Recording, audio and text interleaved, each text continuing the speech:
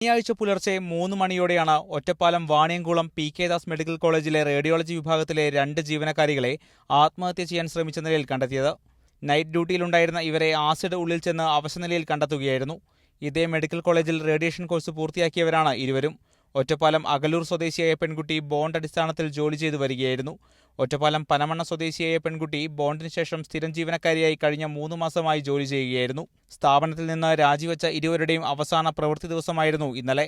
ഇരുവർക്കും സ്ഥാപനത്തിൽ നിന്ന് ഇന്നലെ സർട്ടിഫിക്കറ്റുകൾ തിരിച്ചു നൽകാമെന്നായിരുന്നു അറിയിച്ചിരുന്നത്. എന്നാൽ ഇത് ലഭിക്കാത്തതിലുള്ള മനോവിഷമമാകാം ആത്മഹത്യാ ശ്രമത്തിന് കാരണമെന്ന് ബന്ധുക്കൾ പറയുന്നു.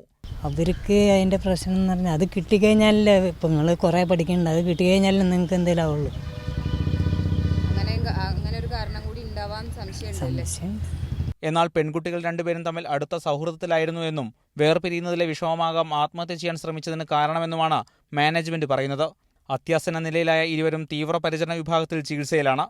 Ottapalam first class judicial magistrate ആശുപത്രിയിലെത്തി മൊഴിയെടുത്തു. മാതൃഭൂമി ന്യൂസ്, ഒറ്റപ്പാലം.